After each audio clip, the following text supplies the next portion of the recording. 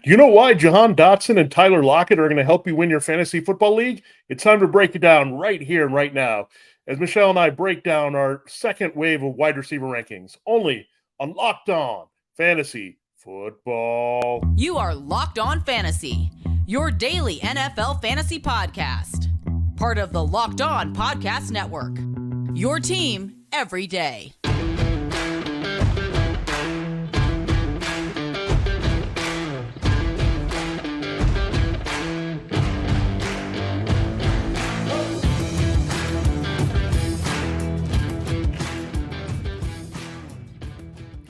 Greetings, everyone, and welcome to another edition of the Locked On Fantasy Football Podcast. As usual, I'm your host, Vinnie Iyer, co-host, I should say. And when I'm not doing this, I'm writing NFL and fantasy football for sportingnews.com. Hey, and I'm Michelle Magdziuk. I'm a researcher for NFL Network and fantasy analyst with NFL.com. All right, Michelle, we did break down some wide receivers yesterday, but we only went through the wide receiver twos. We went 1 through 24. We shared our rankings, looked at guys we agreed on, disagreed on, and for the most part, we had a lot of the same guys in the same range. So that was good. And it's going to be a little bit similar today. We'll have several guys that we agree on and several that we're going to break from here as we go 25 through 48. So we'll go through the wide receiver fours if you're looking at 12 team leagues here. So let's quickly run down the rankings before we get into the discussion here. Michelle had Chris Godwin at 25, Jahan Dotson at 26, Tyler Lockett at 27, Marquise Hollywood Brown at 28, Terry McLaurin behind Dotson at 29, Drake London of the Falcons at 30, Gabe Davis at 31, and George Pickens of the Steelers at 32. I have Hollywood Brown at 25, McLaurin I have up here at 26, Deebo Samuel, who I dropped out of the earlier rankings at 27. Christian Watson comes in at 28. Drake London at 27. Dotson for me is 28. Tyler Lockett, 29 there. So when you look at that, and we have Chris Godwin and Mike Evans there rounding out this group. So interesting that we've had a little bit of disparity here, but let's talk about it from the top, Michelle. Looking at Chris Godwin and Mike Evans, this Baker Mayfield, Kyle Trask situation, ideal for fantasy. Is it hard to navigate this? And why do you think it would be Godwin over Evans scoring it just like I have it? So I think it just is about if Baker Mayfield's starting, who is the better match for Baker? And Baker can throw a deep ball, but it's not like I think he's going to connect a ton of times with Mike Evans deep or throw a bunch of touchdowns. So I think Chris Godwin with the shorter routes, in the slot, it fits what Baker Mayfield can do better. We've seen Jarvis Landry be a pretty decent fantasy asset with Baker Mayfield in the past. And I think Chris Godwin is a much more talented Jarvis Landry out of the slot. And then also people might say, well, Mike Evans scored more than Godwin last year. Like Mike Evans did somehow score the 13th most points per game among wide receivers last year. But that week 17 game skews the data so much. So from weeks 1 through 6, he was the wide receiver 31 in points per game. That one single game made him jump up to wide receiver 13. Isn't that insane? That is a massive jump because he put up 43.7 points in half PPR in that game. So I you can't count on that game happening again. And Chris Godwin was the wide receiver 19 last year. He probably ends a little bit lower than that without Tom Brady, but I think he's safe no matter who his quarterback is. Yeah, I think that's fair. I think with Mike Evans, you're just looking at the consistency. He's the weirdest receiver in the NFL because you look at the numbers every year, he's got 1,000 yards, he's got some numbers, and he's got the TDs, but we know he's inconsistent from week to week, right? He can disappear. He can have one catch for 7, then come back with 3 short touchdowns or 2 long bombs that go into the end zone, and he's got a monster game. So he's a very frustrating guy to have on your roster. He pays off in the end. You look at it, the numbers, they work out. Like he's going to win you some games, but I don't know if that's the case anymore with this quarterback situation. At least with Jameis Winston and Tom Brady, they would get the ball to him with their big arms. I'm not sure Baker Mayfield, I know he has a big arm, but consistently pushing it downfield, that's not Mayfield's strength. So I agree with you. I'm not, however, targeting either of these guys. And really the Buccaneers offense, I just don't want. It's not like I'm fighting. I want a piece of this Buccaneers offense without Brady. Yeah, so Yeah, I'm getting more and more scared of this Buccaneers offense. It's not great when Baker Mayfield can't beat out Kyle Trask in a competition, and it's not even because Kyle Trask looks good. It's just like Baker looks bad, and so Kyle Trask is holding, this sticking close. It's like this offense is probably going to be pretty brutal this year. Yeah, and I'm going to commend you on something else that you did here when we look at two receivers on the same team. It's sometimes hard to figure that out. And you have Jahan Dotson ahead of Terry McLaurin. You have him at 26 and McLaurin at 29. I've got them pretty close. I have McLaurin at 26 and Dotson right there at 28. So I like McLaurin over Dotson. I'm not saying I feel great about it, but I think it's more the established player that I'm going with. I don't know if he'll be a little bit more consistent with Sam Howell, but I could completely see Dotson being the higher scored. If you look at, we've talked about this before, when they were on the field together, Dotson was the better fantasy football player last year as a rookie when healthy. So maybe just the health is a question mark for me. McLaurin is pretty consistent and durable, and we know that, but I could definitely see the Howell and Dotson chemistry going off the charts here, and McLaurin maybe becoming what he should have been, maybe a complimentary receiver. I think that's what his real skill set should be. Yeah, I definitely this is my thing with Jahan Dotson. I think his ceiling is higher than Terry McLaurin, right? We've seen Terry McLaurin for many years now, and he's a very, very solid wide receiver, but we've never seen him hit this super high ceiling. He kind of is what he is. He kind of reminds me of a slightly better Tyler Boyd, right? When Tyler Boyd Yeah. was the main wide receiver with the Bengals, he was putting up pretty solid wide receiver two fantasy numbers. And then once they got better wide receivers in there, he kind of started to fade off. I don't think that's going to fully happen to Terry McLaurin. That's why I still have him ranked up here with Dotson. But over those last 5 games, when Dotson was fully healthy, he was the lead receiver in this offense. It was very, very close. Let me say he had 35 targets. Dotson did, while McLaurin had 34 targets. So it was super close. But again, Dotson was a rookie. He put up 70 plus receiving yards in 3 of those 5 games. And then this past preseason game in their first one and their drive with a couple drives there with Sam Howell, it was Dotson who got the long touchdown. So I'm feeling confident about him moving into a second year. And I love to take a shot on those second year breakout players. Yeah, I agree with you. Go with the upside, right? Go over the kind of tried and true, you say, but Terry McLaurin, does he blow you away? Does he have a huge ceiling? No, he hasn't really shown that, where I think Dotson does have a huge ceiling. Now, a guy that I think is being overlooked in a lot of drafts, when I look at some rankings, he is way lower than we have him in some cases. Tyler Lockett, and maybe we're even undervaluing him a little bit. This guy's just consistent. He gets the job done with whoever's a quarterback. He was better than DK last year with Geno Smith in terms of like the consistency and reliability from week to week.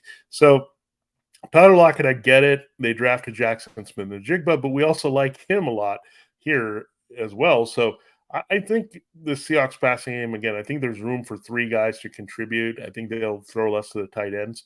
And Lockett is just so good that I don't think they're going to ignore him and phase him out, especially when he didn't really show much decline last year.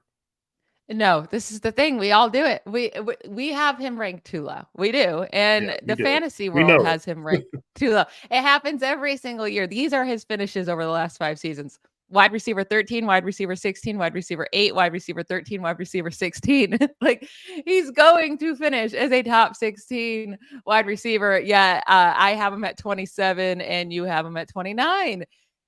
It is what it's kind of he does have those type of seasons like a Mike Evans though, where a lot of his points will come in a few games. I did think with Geno Smith though last year, that was like the most consistent he's been in terms of like from week to week, you can count on him not to like kill you and then put up like spike games and low games. I have him too low. I mean, it just comes down to that. It's just so hard to, I don't know why, so hard to draft him. Why? Yeah, it's I think it's the same thing. It's like you look at the end of the season, the numbers are there, but you're not excited about putting him in your lineup, right? You're just hoping for the best. Doesn't look like a Greek god the way that DK Metcalf does, and he's Yeah. exciting to look at. So, in terms of like he's sculpted, you expect him to do better, but they kind of had a role reversal a little bit last year. DK was working the slot a little bit more than usual. Lockett was on the outside a little bit more. So we'll see if that continues. I think Jaxon Smith-Njigba gives them a lot more versatility because he's another outside inside guy as well. So I think they'll use all 3 of these guys well, and it's going to maybe come down to the touchdowns, who finishes ahead, Metcalf or Lockett. So I do like that we're low on him, but high on him at the same time, which is Tyler Lockett for you in a nutshell. Now, two guys I really like, and maybe I didn't put them this high because last year I was so high on them at this time, but maybe they'll recoup some of that value is Gabe Davis and George Pickens. So I think that's kind of why I don't have them here. I like them, but I'm just a little afraid, right? Because they were so hyped last year, Pickens to Pickett and all the stuff he did in the preseason, Gabe Davis coming off the playoff game. I think maybe they just kind of settle down, right, to this value where we're not looking for big things here. We're looking for wide receiver 3 value. And I think, Michelle, you think they're going to get it here at 31 and 32. Yeah, I think people are just so upset with Gabe Davis after last year because he was going as a fourth, fifth round pick. I mean, the hype got for real before draft season last year. And I brought this up before. He was on pace to have over 1,100 yards and 11 touchdowns from weeks 1 through 10 before Yeah. Josh Allen got injured. Before Gabe Davis also dealt with an ankle injury that he played through as well. It's like he was doing good things in the first half of the season. It wasn't always consistent, but he was doing enough for fantasy managers. And he's had 24 red zone targets over the last 2 seasons, the 5th most in the NFL during that span. They didn't add anyone else besides Dalton Kincaid. Like that, Gabe Davis is still the clear-cut wide receiver 2 in this offense. And I think he's going to do really good things. And at this draft cost, like not having taken him in the 4th, 5th round, I think he's so much safer to go with. And George Pickens, it's one of those things where he has a super high ceiling. He was the only guy last year on the Steelers offense that even had only wide receiver that had a receiving touchdown, and he had 4 of them. There was only 7 to go around, and he had 4 of them. He averaged 15.4 yards per reception on a team that, nobody averages more than 10, it feels like. So what he did last year was impressive, and I think it'll only be moving forward this upcoming season. Yeah, I mean, they definitely have a lot of upside, big playability. That's what we want, and they may end up being our new Lockett and Evans, game to game, and put up some numbers. And at the end, they're going to be pretty good for you. And I think Gabe Davis was the last wide receiver 3, I think, at 36 in his finished scoring last year. So from that perspective, he wasn't disappointing, and he's not really overvalued at this point in the top 36 in this tier. So there's that. Christian Watson, I'm a little torn on. I've been dropping him a little bit more. I've heard some more Romeo Dubs love and Jane Reed, and we do have Romeo Dubs higher than the markets. We'll explain that in our final couple segments here. But when you look at this, I mean, Christian Watson, I'm just going for the upside. Can he build on it there? We'll see.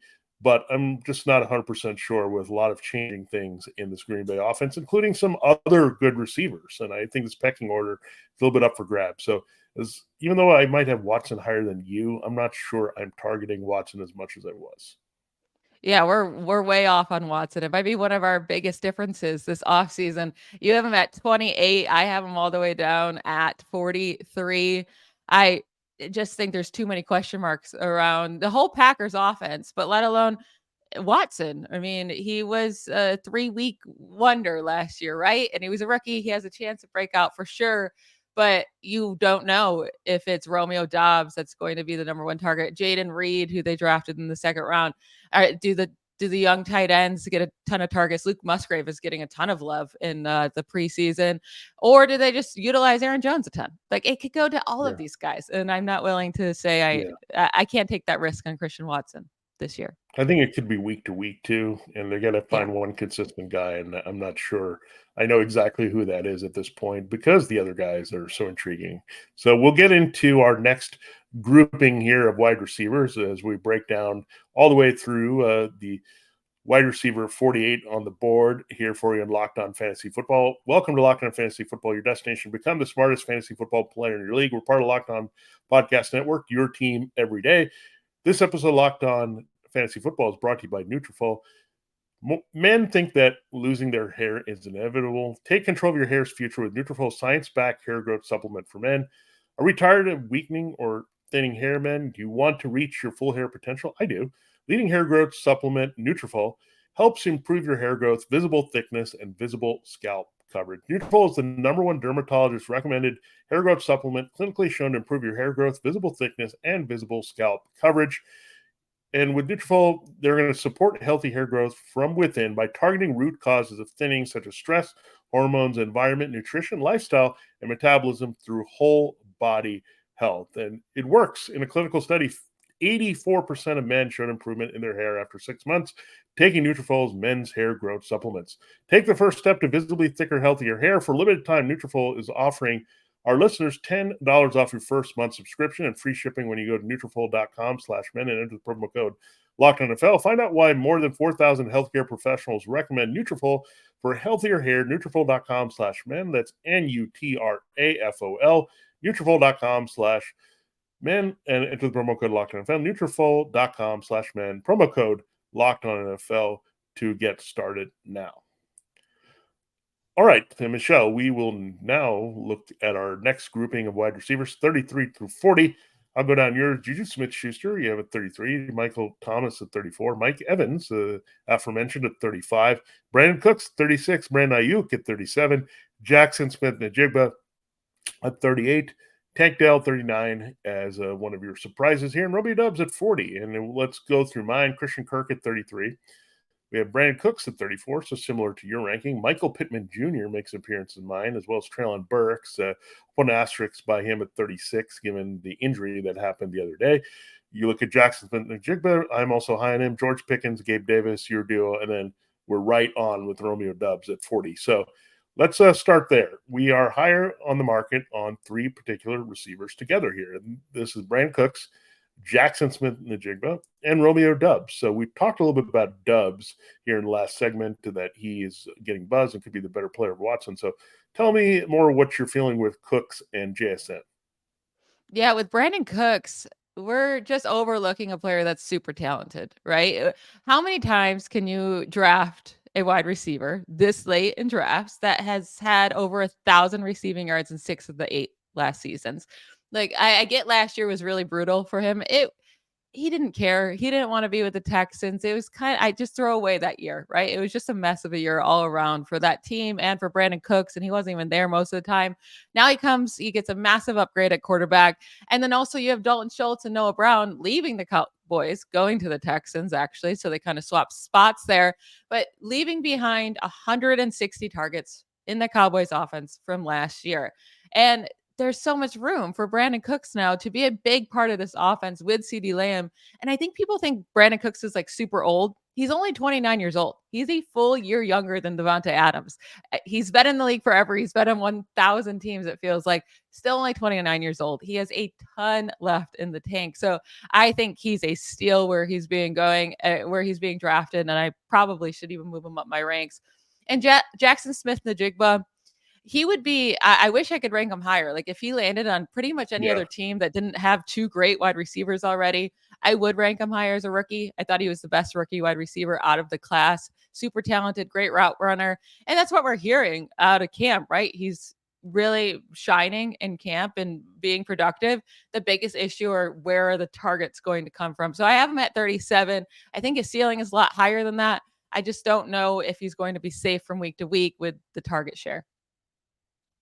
Yeah, I think I agree with you on all those things, and that's why we're kind of a simpatico on where they're going here in our drafts. Now, two guys that I have a little bit higher than you, and I'll give you your chance to tell us about the two guys you have higher than me, Christian Kirk and Michael Pittman Jr. Christian Kirk, I'll keep this simple. I still think he's in a high volume, very effective offense. He's going to get a lot of favorable coverage away from Calvin Ridley, and I think really the guys that are going to be hurt most by Calvin Ridley are Evan Ingram and Zay Jones. I think you'll see Kirk still get his. I think Ingram, they're just not going to have a lot of room if they're also going to throw Travis Etienne on the backfield. So I think Kirk is still going to be involved. And I look at Zay Jones. He was in that wide receiver 3 range last year as this complementary option to Kirk. So that kind of slides Kirk into that role when we see Ridley take on what Kirk did last year. So that's how I kind of look at the parallels there. Michael Pittman, look, the Colts offense is terrible at this point, but Pittman is talented. And now you have Anthony Richardson as a starting quarterback. Alec Pierce is inconsistent as a big playmaker. You're not sure what you're going to get from Josh Downs. So Pittman is going to have to eat some targets here in this offense. I don't love the Colts offense, but I do like Pittman, and I think his talent maybe on tap. Remember, we were taking him really high last year, so his talent is still there. Yeah. You just need somebody to get him the ball, so that's why I have Pittman there. That might be the issue, right? Once you get bit Yeah. by a player that you took too high. Everyone was like, Matt Ryan has to be great for Michael Pittman. And it was not. It was not great Yeah. whatsoever. So we're all kind of fading off of him. He could definitely be that post-height sleeper, but Anthony Richardson was named the starter for week 1. Yeah.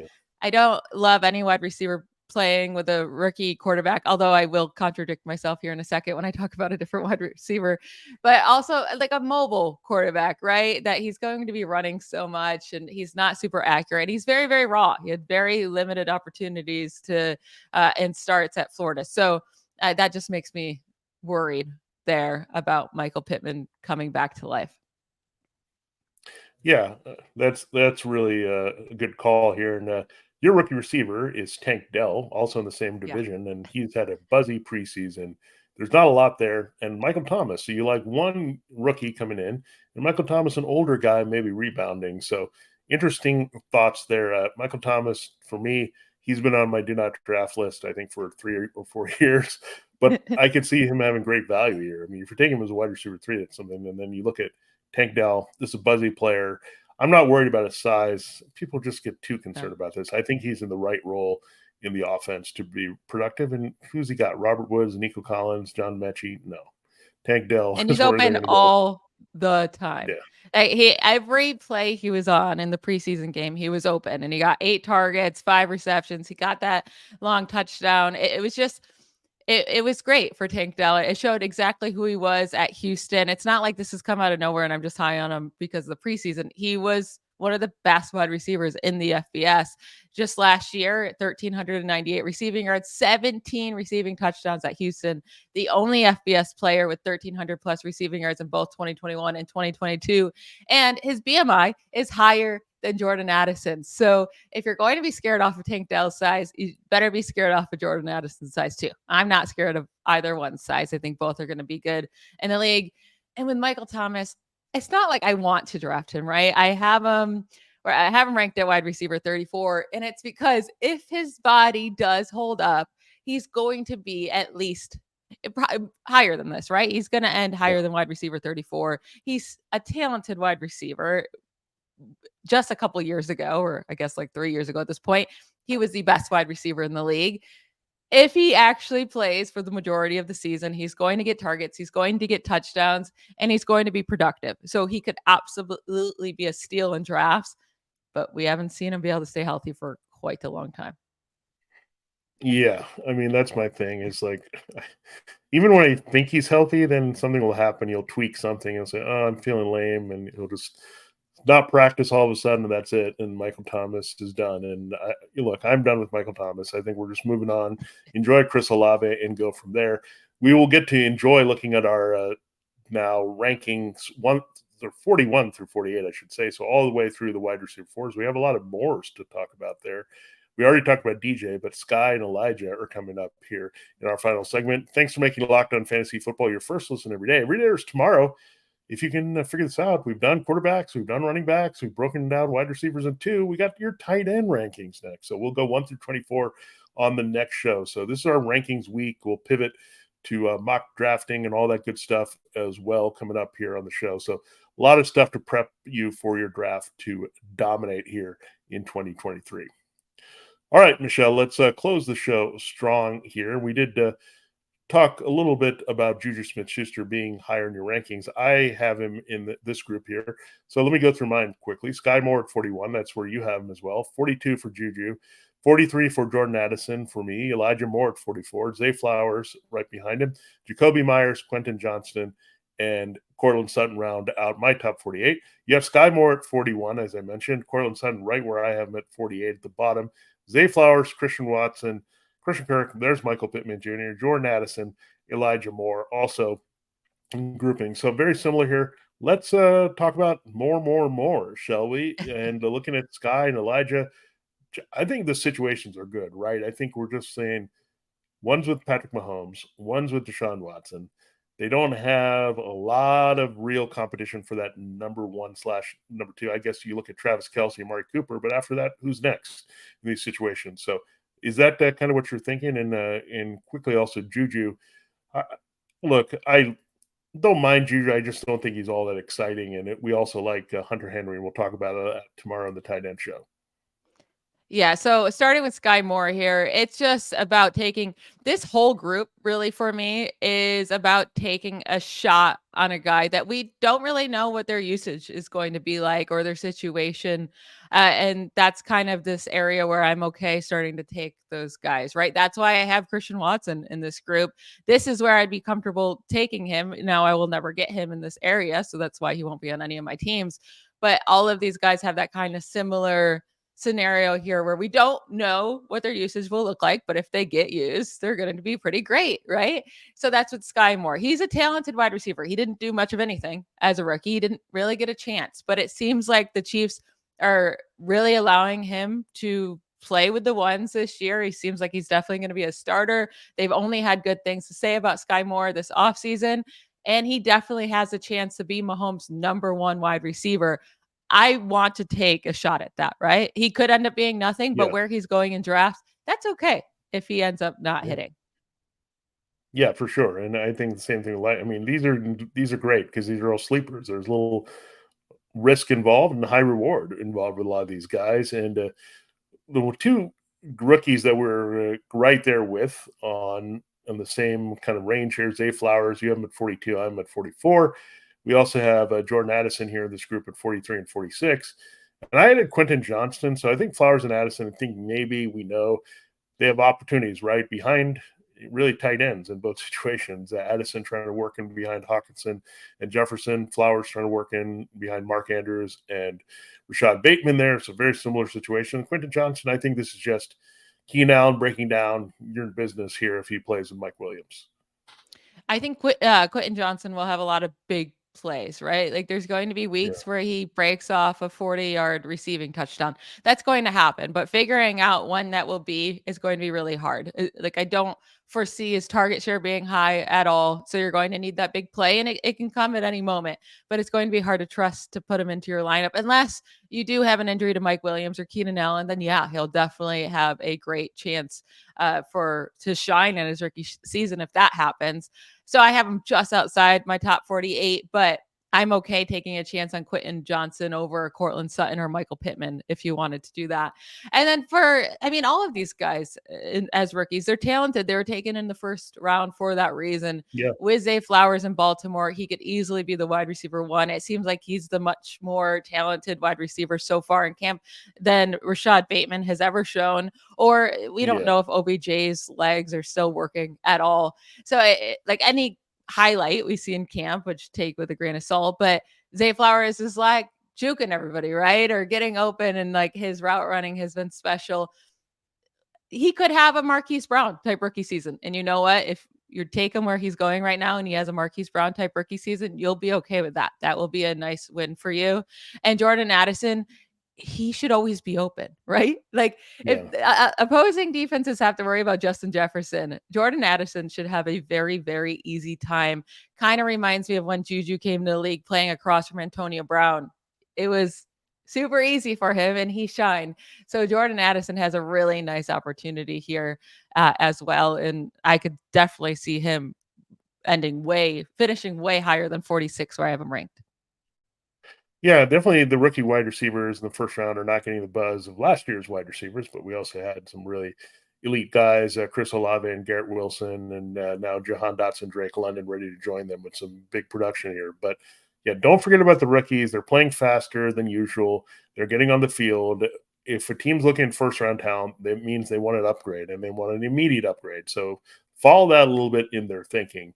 And I've mentioned Juju a few times. I like the guy that is the new Juju, if that makes any sense, or is the guy that was what Juju was and now is in the same offense. So Jakobi Meyers, I just look at him. He's a kind of a big slot here. I'm not sure who they're going to throw to behind Devontae Adams. He obviously knows the offense backward and forward. It's Josh McDaniels. He's known in this Patriots offense. Jimmy Garoppolo knows the Patriots offense. So I think Jakobi Meyers is going to be targeted. I think he's going to be way more valuable in this particular offense than Hunter Renfrow. We're not sure we're going to get from Michael Mayer, tight end. So I do like him a little bit more. I think the Raiders' defense is going to stink. They're going to have to throw more. The volume is going to be there. Juju, I'm just a little bit worried a couple of things. The volume and also our guy, Hunter Henry. We'll talk a lot about him, but I think Hunter Henry, Mike Gesicki, some Tyquan Thornton, some of these guys may cut into Juju a lot more than his beautiful situation that kind of emerged in Kansas City. I would take Juju over Jacoby Myers 1 million times, over 1 million times. And I would not think twice about it. He was a wide receiver 29 last year while missing 2 games, while having just 3 receiving touchdowns, while having just 101 targets. He's the clear wide receiver 1 with the Patriots. I think he easily gets over 100 targets. He should have more than 3 touchdowns. And like, I know people are scared off the Patriots offense. It's not going to look anything like it did last year when they didn't have an offensive coordinator. I think just we're really sleeping on this Patriots offense altogether. Juju, he's not going to be amazing, but I think he will end as a top 30 wide receiver. Yeah, I think this is going to be something to watch there because, again, I'm just trying to mention that Myers might be just forgotten out there. Like, there are some targets available behind Devontae Adams. Again, the offense lines up well with Myers. They went out and invested in him. And again, Hunter Renfrow pretty much died in that offense last year. So there's the opportunity there, and he's a big slot. So I like big slots because they are guys that can get And you open cannot and lie. have favorable matchups. Yeah, I think that's what we like about these guys in general. We just like different guys at this position. But a lot of good stuff here, Michelle. And we will break down the tight ends for you. We'll go 24 deep at tight end. That's right. That'll be our next show here on Locked On Fantasy Football. Thanks again, and welcome to Locked On Fantasy Football, your destination to become the smartest fantasy football player in the league. We're part of Locked On Podcast Network, your team every day. For Locked On Fantasy Football, this has been Vinnie Iyer. And I'm Michelle Magdziuk. Bye, y'all.